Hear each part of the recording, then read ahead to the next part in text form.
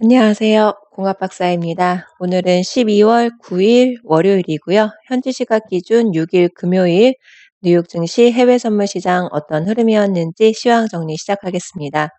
지난주 금요일 뉴욕 증시에서 주요 지수는 미국의 고용 시장이 여전히 탄탄하다는 것이 증명된 데다가 다른 경제 지표도 대체로 양호한 데 힘입어서 급등하는 흐름을 보였던 것 같습니다.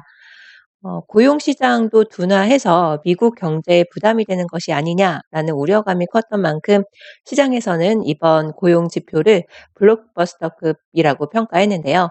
우선 미국의 노동부에서 발표한 11월 신규 고용은 시장의 예상치였던 18만 6천 명 증가를 큰 폭으로 넘어선 26만 6천 명 증가로 발표되면서 지난 1월 이후 최고치였다고 하는데요. 깜짝 호조를 보였습니다. 지난번 공급관리협회의 제조업 지표로 시장은 적지 않은 실망과 불안감이 있었기 때문에 이번 11월 고용 보고서에 대한 시장의 관심이 더 컸을 수밖에 없었을 텐데요. 미국의 고용 시장이 여전히 탄탄하구나 이렇게 증명된 셈이었던 것 같습니다. 지난 9월 달에는 미국의 실업률이 반세기 만에 최저치로 떨어진 적이 있었죠. 그리고 나서 이번 11월 달에 실업률이 전월보다 0.1%포인트 하락하면서 재차 떨어지면서 거기다가 이제 시간당 임금 상승률 또한 양호하게 발표가 된 점도 뉴욕 증시에는 긍정적으로 작용이 되었던 것 같습니다. 이 밖에도 12월 미시간대 소비자 태도 지수 등 다른 경제 지표도 대체로 양호하면서 최근까지 제조업 지표 등이 부진하면서 경제에 대한 우려감을 키웠지만 지난 금요일에 고용 지표의 깜짝 호조로 그런 불안을 불식시킨 게 아닌가 이렇게 보여지는데요. 그 밖에도 미국과 중국의 무역 협상 관련해서 긍정적인 분위기도 유지되었습니다. 중국에서는 미국에서 수입하는 일부 대두와 돼지고기에 대한 관세를 유예한다라는 방안에 대해서 밝혔고 트럼프 대통령 또한 긍정적인 언급을 내놓았었는데요. 거기다가 레리 커들로 위원장은 미국과 중국이 무역 합의에 근접했다라는 발언도 있었습니다.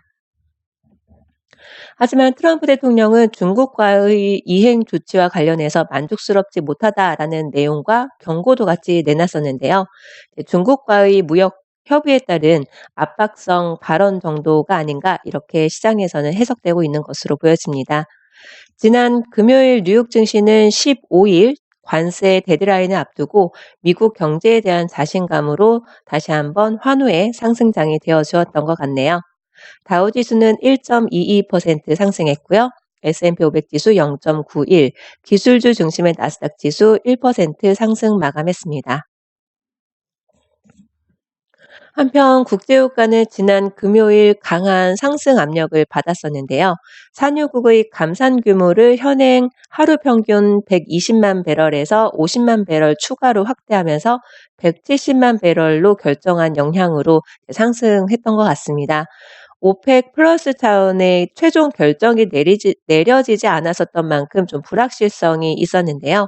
감산 규모 확대가 최종 확정되면서 유가는 상승 압력을 받은 것으로 보여집니다. 또한 사우디는 합의된 산유량보다 자발적으로 더 줄이겠다라는 정책을 유지하겠다고 밝혔고 러시아는 초경질유 그러니까 콘덴세이트죠. 콘덴세이트를 제외하고 기존보다 하루 평균 17만 배럴 줄여서 총 30만 배럴을 감산하기로 했습니다. 이라크와 나이지리아 등은 기존 감산 합의를 지키지 않는 유명한 나라이죠. 이 나라를 포함해서 그 산유국들의 감산 합의 이행 의지도 확인되면서 결국에는 크루드 오일 강한 상승 압력을 받은 것으로 보여집니다. 그 밖에도 미국의 고용 지표가 호주를 보이면서 위험 자산 전반에 따른 투자 심리도 강화되었었고 미국과 중국 무역 협상 관련해서 긍정적 모드도 유지되고 있었던 점, 그리고 미국의 베이커유지에서 발표한 원유 채굴 장비 수도 7주 연속 감소하면서 공급 초과에 대한 우려를 줄였던 것 같습니다. 지난주 금요일 날 TS 그 매수 신호를 혹시 확인하신 분들이라면 굉장히 짧은 시간 동안에 큰 상승 수익 청산을 하셨지 않았을까 싶은데요. TS 매수 신호가 어느 시점에 있었는지 아직 인지를 하지 못하신 분이 계시다면 꼭 한번 복귀해 보시기 바랍니다. 이번 주 시장은 무엇에 관심이 집중되어 있을지 한 세네 가지 정도로 요약을 해 봤습니다. 이번 주에도 여전히 미중 무역 협상 관련해서 소식에 그 촉각을 곤두세우게 될 텐데요.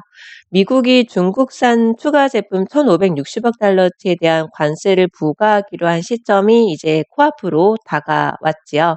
이 부분은 곧 미국과 중국 양국이 1단계 합의에 대한 결론을 내야 할 시간이 다가온 셈이기도 합니다. 이에 따라서 증시가 좀 방향성을 달리할 수밖에 없을 텐데요. 지난주 초반에는 양국이 거센 설전을 벌이면서 시장의 불안이 증폭된 바 있었죠. 그러다가 주 후반에는 낙관론이 힘을 다시 받았었는데요. 시장에서는 예단하기가 결코 쉽지 않은 상황일 텐데요. 15일까지 합의가 타결되지 않더라도 관세 부과를 연기하고 협상을 이어가는 시나리오가 가장 유력하다라고 시장에서는 내다보고 있습니다. 하지만 시장의 이와 같은 관측과 달리 만약에 미국이 중국에 추가 관세를 부과하게 된다면 시장의 예상을 뒤엎는 셈이 되겠죠. 그렇게 된다면 시장에 가해질 충격은 정말 클 텐데요. 이제 코앞으로 다가온 만큼 거기다가 트럼프 대통령은 최근에 관계자를 인용한 언론 보도를 절대 믿지 말라라는 당부까지 있었지만 어쩔 수 없이 헤드라인 뉴스에 따라서 그 증시가 출렁거릴 수도 있음을 감안하셔야 될 것 같습니다. 두 번째로는 연준의 FOMC입니다. 연준은 금리 동결 기조를 이어가고 있는 가운데 11월 고용 지표 또한 호조를 보였기 때문에 연준의 방침에 변화가 있을 가능성은 미미한 것으로 보고 있는데요. 이번에는 연준 위원들의 금리 전망을 담은 전도표가 공개되는 만큼 향후 정책 방향에 대한 위원들의 견해도 확인할 수 있게 됩니다. 그리고 이번 주에는 주요 경제 지표가 또 예정되어 있을 텐데요. CPI와 소매 판매 등의 물가 지표가 예정되어 있습니다. 연준의 금리 인상에 대한 경계심이 좀 커질 수도 있지 않을까. 이런 물가 지표가 계속해서 좀 긍정적으로 발표가 된다면 오히려 금리 인상에 대한 경계심이 커질 수도 있다는 의미입니다. 마지막으로는 이번 12월 12일 날이 영국 총선이 실시되는 시점이 되겠지요. 시장의 예상대로 집권 보수당이 과반을 점하게 된다면 브렉시트 불확실성이 완화될 테고요. 반면에 그렇지 않다면 불안감이 다시 커지겠죠. 그리고 같은 날에 ECB의 통화정책 회의도 열립니다. 신임 총재인 크리스틴 라가르드가 처음 주재하는 회의인 만큼 그의 발언에 시장은 관심을 갖게 될 텐데요. 통화 상품을 거래하시는 트레이더님이 계시다면 참고하셔야 될 것 같습니다. 유가 전망과 관련해서 제가 정리를 했는데요. 오늘 말고 다음 기회에 간단하게 정리해서 한번 공유 드리도록 하겠습니다. 한 주간을 시작하는 월요일입니다. 이번 주간에도 원칙 매매로 성공 투자 되시길 응원하겠습니다. 감사합니다.